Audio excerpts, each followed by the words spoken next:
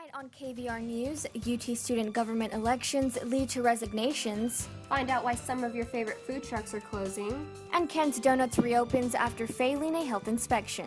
You're watching KVR News, your leader for live, local UT coverage. Broadcasting live from the Texas Student Television Studios at the University of Texas. You're watching KVR News at 9, Austin's leader for live local UT coverage. Your news starts right now.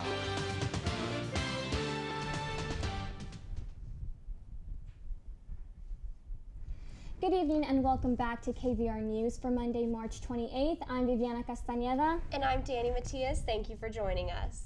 A suicide bomber has killed at least 69 people, mostly women and children, in the eastern Pakistani city of Lahore. More than 300 others were injured in the attack. The attack was at the Gulshani Iqbal Park, a public park where many families had been celebrating Easter Sunday. The explosion occurred at the main gate to the park, a short distance from the children's swings. A Pakistani Taliban faction said it was responsible for the attack, targeting the sizable Christian community of Lahore. The body of the suicide bomber has been recovered. The attack was only one of many incidents of the Taliban-related violence in recent years. Pakistan's president has condemned the attack, and the regional government has issued 3 days of mourning for the victims. In response to the attack, Prime Minister Nawaz Sharif has pledged to eliminate terrorism. According to UT professor Sohorda Sakar, more cities could be faced with the spread of the Zika virus if two species of mosquitoes are equally proven to be effective carriers of the disease. The scientists find that the model proposed by the World Health Organization underestimates the likelihood of transmission by the second species that is known to harbor the virus. If the prevalence of transmission by the second type of mosquito increases, the virus will affect even countries that were believed to be at low risk. Sakar and his colleagues say that there is a high risk that the outbreak will spread to cities such as Miami and Houston this summer. UT students are heading to the ballots again this Thursday after the second student government elections for president and vice president ended in a runoff. The Helgren Kim campaign came in first place, just over 35% of the vote. Dimitrov and Wadiana placed second with more than a quarter of votes. George Shannon came in third, followed by Chapman Robinson in fourth. A runoff between the top two candidates is necessary because no campaign received a majority or more than 50% of the vote. Kevin Helgren tells us about why his platform attracted so much student support. We ran a movement and not a campaign. It wasn't 2 weeks of us talking about ourselves. It was 2 weeks of us encouraging students to talk about themselves. And I don't think that student government has ever seen that before, and hopefully they'll get to see a lot more of it in the coming week. The runoff comes after students had to vote for the Executive Alliance a second time. The first results, announced on March 3rd, were not accepted or certified by the UT Deans of Students. Our Ashley Tsao explains how the uncertified results led to the resignation of 4 out of 5 UTSG's Supreme Court justices. The results of the Student Government Executive Alliance election cannot be certified. The Dean of Students said the first election results could not be accepted after UT Supreme Court justices broke a rule by attending Election Supervisory Board or ESB hearings. According to the Dean of Students, the violation of due process occurred because the justices should have only considered the minutes, evidence, complaint, and decision of the ESB instead of sitting in on the actual hearing. However, there is no document outlining the definition of due process within student government. This is why nobody except the Dean of Students was aware the justices' actions constituted a violation of due process. Our charge is to evaluate error alleged against the ESB, and since we're not given transcripts, we're not given recordings of their hearings, it's really difficult to do that if we don't have a good knowledge of what happened in the ESB. During the past few years, justices had openly attended these hearings.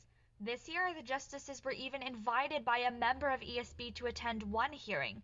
Frustrated with the negative culture and lack of communication within SG, 4 out of the 5 justices later resigned. I think their resignations were a response to not wanting to be held accountable to impeachment, because the reality is their decisions were bunk. They weren't right. The Supreme Court overturned 3 ESB rulings on whether or not candidates had broken campaign rules. 3 out of 4 Executive Alliance candidates, except for Dror and Shannon, believe the first election results should have been certified. Others still believe the actions of the justices did not warrant nullifying the first election. The justices who sat in on those hearings did not do or say anything. They sat quietly in the back of the room and just listened. And I don't think that in any way means that students were not guaranteed a fair appellate trial. The Dean of Students was unavailable for comment when we reached out. Ashley Tsao, KVR News. Although millennials make up 1/4 of the country's population, those between the ages of 18 to 29 historically have the lowest voter turnout. Reporter Alex Samuels finds out what Texas is doing to get more millennials to the polls for the general election. When it comes to polling numbers, everything isn't always bigger in Texas. Last day to register to vote! A study by CNN reports that only 14% of millennials voted in the 2016 Texas primaries. Yeah, I'm one person. I really don't think my vote's going to make much of a difference. And I know it's the whole cliche. It's like, yes, every vote counts, but I mean, let's be real, every vote does not count. Kushner's stance is not uncommon, as many say young voters are often indifferent towards politics. There's a sense of apathy, especially amongst young people. People don't feel represented. It's an unfortunate negative feedback loop that has resulted in people who feel like they're not being represented in democracy. However, Vote Texas hasn't given up on grabbing the millennial vote. Their outreach programs get students thinking about politics and prepares them for hitting the polls. We want to make sure that every qualified Texan has the information they need in order to cast a ballot. So we're putting information on the resources that they use. We're asking people to share the information with their peers. This will be a first vote experience for many young voters. To vote in the general election, new voters over the age of 18 must sign and fill out a registration application by October 11th, 2016. Applications are available at local government offices, libraries, and high schools. So getting involved in the process now means that you have an investment in your future. Early voting for the general election will run from October 24th until November 4th. Alex Samuels, KVR News. The big fat Greek gyro truck is just one of many food trucks that will be forced out of the Rainey Street food court.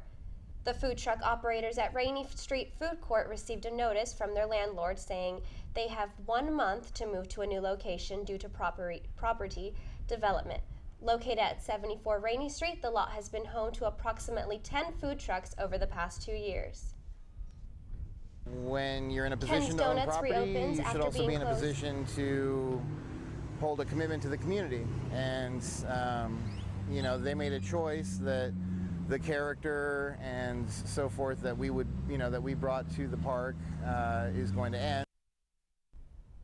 Ken's Donuts reopens after being closed for 2 days for failing 3 inspections. Some health code violations included reports of beetles in food, holes in the ceiling, and mold on utensils. Owner of Ken's Donuts, Nazir Habib, says they are concerned about business after the report release and are working to keep it clean of pests. The donut shop cannot fail another inspection before the end of 2018, or else they will be closed permanently unless an appeal is sought. Coming up next, find out how Amazon is bringing new services to UT's campus. And see how one study hopes to prepare community college students for higher level coursework. Stay tuned for more KVR News.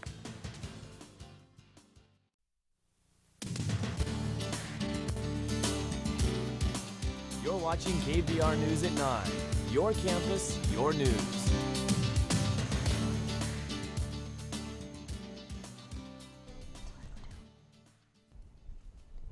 Amazon has partnered with UT to open the first Amazon pickup location in Texas within the Gregory Gymnasium.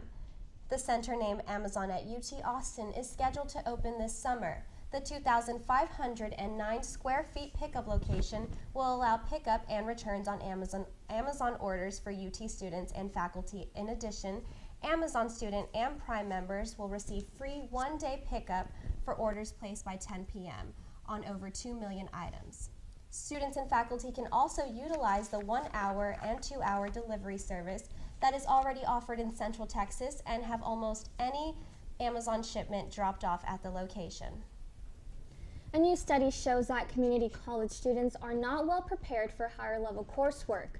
We went out to see how statistics like this can be overcome with the right resources and preparation. 86% of community college students believe they are academically prepared to succeed in college. However, studies show that many students fall short when transitioning from high school to college. Because certain students, I guess, have like a stereotype, like if you go to a community college, you're not smart enough or have enough knowledge or just knowing enough to go to university. But for myself, I guess I just wasn't really prepared to go to university. For students who feel as if they're not fully prepared to attend a four-year university after graduating high school, many turn to a community college, such as ACC, as a stepping stone for a higher level education. Less than 40% of those attending a community college receive a degree or certificate within 6 years. I don't know if students understand really what it takes to do the work. Many of the students that come to community college, they're typically first generation to go to college. They have jobs. So sometimes there's just many variables that are affecting to get their degree. Programs such as PACE, which admitted 135 students this year, offers co-enrollment at ACC and UT. With the classes being smaller and the environment more intimate, it helps them to gradually move into a much larger environment. And what we found is that the students are extremely successful. With the study enforcing innovative ways to help those that are underprepared, it is encouraged to design ways of teaching that will be effective. Well, the Easter Bunny came early this year for UT students. The co-op's third annual Golden Easter Egg Hunt was last Thursday, March 24th. The store's promotion manager distributed eggs all around campus, giving out clues on Twitter and Snapchat. Students found eggs containing mock prizes such as candy and notes, while others were lucky enough to run across co-op $20 gift cards. UT's Leslie Guzman was lucky enough to find the golden egg that won her free textbooks for an entire semester. And City Council has approved the Fair Chance hiring ordinance with an 8-2 vote in favor. The new ordinance aims to decrease discrimination against individuals with criminal backgrounds in the workforce. An initiative will be taken to remove the section of job applications where applicants are required to check if they have been convicted of a felony. The ordinance will take effect in 8 days. Austin will be the first city in Texas to adopt these new practices. Williamson County residents have not been notified of water contamination for months. Water from the Jonas Special Utilities District, which serves about 14,000 residents, tested positive for TTHM, a chemical that can cause kidney and liver damage and increase the risk of cancer. Although utility officials received notification of high levels of TTHM in October, they failed to notify the public until months later. In order to fix the problem, utility officials have increased the frequency and volume of water flushing. The U.S. Geological Survey reported the Dallas-Fort Worth area is at high risk for earthquakes. The report incorporates induced earthquakes into federal seismic hazard maps. These types of quakes are caused when the wastewater from natural gas drilling is injected back into the ground. USGS researcher Robert Williams says the scenarios are unlikely but plausible. This past January, Dallas experienced its strongest quake at a magnitude of 3.6. FEMA predicts a 5.6 magnitude quake at its worst case scenario. The recent storms in Austin have many local Austin animal shelters at maximum capacity. Austin Animal Center took in nearly 450 pets in the past couple of weeks. Many dogs currently in Austin animal shelters appear to be owned, however, most have not yet been reclaimed. Local shelters are asking pet owners to come reclaim their animals because space in the facility is very limited. In order for local shelters to continue their no-kill animal policy, dogs and cats need to be picked up by their owners or adopted. Picking up your animal to a shelter would feel bad, but not retrieving the animal feels less bad, even though in some sense it's the outcome is the same. The animal has ended up in a shelter. So this weekend we saw some cool temperatures, and it was definitely a nice break from all that heat and just a great time to be outdoors and enjoy the breeze. Yeah, I couldn't agree with you more. Easter, it landed on the perfect day. It was a little warm, but that breeze did really help a lot. Definitely. Well, let's hope we can see those temperatures this week. Our Sierra Juarez is live in the studio and has our forecast for the week. What can we expect to see, Sierra? Well, you're in luck. It looks like those cool temps will be sticking around for a while, but we might also have to prepare for some rain this week. I'll have more on this after the break. Stay tuned.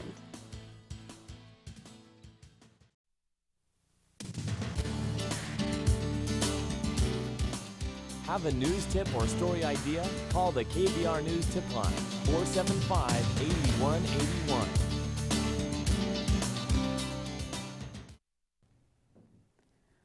Welcome back to KVR News. It looks like it's going to be mostly cloudy and rainy this week until Thursday, with lows around the 50s and the high around the 80s tonight. We will see a slight drop in temperatures to around 58 degrees. For tomorrow, we can expect isolated showers with a 20% chance of rain and some patchy fog before 10 a.m. Tomorrow evening, we will experience more rain and some high winds around 10 to 15 miles per hour. Tuesday's high is expected to be 76 degrees and the low 67. On Wednesday, we can expect more thunderstorms and high winds with a 40% chance of rain. The high for Wednesday is 81 degrees and the low 63. Thursday will be mostly sunny with a high around 80 degrees and a low in the lower 50s. On Friday, we can expect more showers with a high around 70 degrees and the low at around 50 degrees. Saturday and Sunday will be mostly sunny with a high in the mid-70s and the low around the lower 50s. Personally, I'm looking forward to the end of the rainy days, but at least the rain is bringing some cooler temperatures, which will definitely make it more comfortable than the previous weeks. Just remember to have an umbrella handy over the next few days. Live in the Weather Center, Sierra Juarez, KVR News. Thanks, Sierra. Well, just like everyone says, April showers bring May flowers. I'll be sure to keep those rain boots handy. College Press Box's Luke Hendry will be in the studio to talk Longhorn sports after the break. Stay tuned.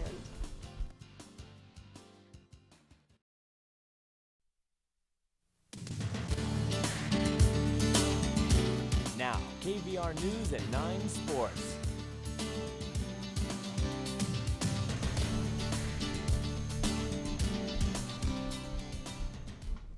Welcome back to KVR News. I'm College Press Box Luke Hendry. The Longhorn baseball team faced TCU this past weekend. College Press Box baseball expert Mark Skoll Jr. was at the game on Thursday. Texas finished the weekend 2-1 against TCU, but hold an 11-13 record. They are positive about this series, but recognize mistakes that still need to be fixed. With teams like TCU and good teams across the league, walks and defensive mishaps can play a big factor. I mean, Coach went in the locker room and said we played the exact same up to the fifth inning, to where we started walking guys and giving them free bases, and that plays a big difference. Today our starter went down early, so that just put a lot more people to the mound, and it was a combination of misplays, mental mistakes, good timely hitting by them, and taking advantage of their opportunities. That you put that all together, and then when we didn't respond in the 6th after they got the 3, and then we didn't respond in the 7th after they got the 3, a couple of hits right there, and now we're back at it. I mean, definitely a big step forward for us. 2 huge wins past couple of days, and I mean, like I said, we're taking steps in the right direction. You got to keep rolling, going into Tuesday and the next weekend. Texas hopes to fix some of its problems on Tuesday against Lamar, but they will have to fix it fast as they travel to Norman the following weekend to face the Oklahoma Sooners. From Dish Falk Field, I'm Matthew Adams, College Press Box. The men's swimming and diving team clinched their 12th NCAA team title this past Saturday at the 2016 NCAA Championships. Texas senior Will Lyken and sophomore Joseph Schooling set NCAA and U.S. Open records. The Longhorns tie Michigan at the #1 all-time spot with 12 NCAA titles. In 38th year, UT head coach Eddie Reese passes former Ohio State coach Mike Pepe as the most decorated coach in the sport's history with 12 NCAA titles. So Luke, the Texas women's basketball team faces University of Connecticut in the final round of the NCAA tournament. What's the update on tonight's game? Well, unfortunately, I have to announce that Texas was trounced 86-65, but they were playing the University of Connecticut women's basketball team. UConn's women's basketball has been one of the most dominating programs in sports the last decade. Since March of 2013, they have gone 120-1 and won all 120 of those games by double digits. They have reached their 9th Final Four in a row and are on pace for their 11th NCAA championship. All right, Luke, well, thanks for joining us. And now our Cecilia Gonzales has your entertainment news. What's trending in the Hollywood world, Ceci? Well, the Batman vs. Superman premiere results with some mixed reviews. Find out why Robert De Niro has refused to show one film at the Tribeca Film Festival. And be sure to keep watching to see which international rock band was the first to perform in Cuba. I'll have all this after the break.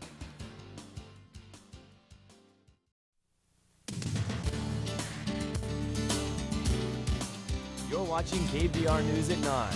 Your campus, your news.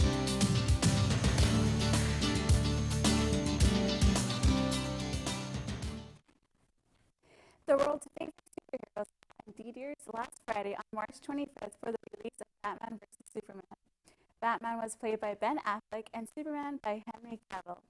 The Dark Knight takes on the Man of Steel in an epic battle that would depict the true world hero. Loyal fans have gone on about how incredible the movie was, while critics from Rotten Tomatoes gave it a harsh 29% rating. The global opening made $424.1 million, setting a record high viewing. Some argue its ratings were so low because it was a movie made only for the fans, something movie critics would never understand. Robert De Niro has not allowed an anti-vaccination documentary to be shown at the Tribeca Film Festival. The documentary was created by Andrew Wakefield, a former medical researcher whose discredited papers claimed there was a link between vaccines and autism.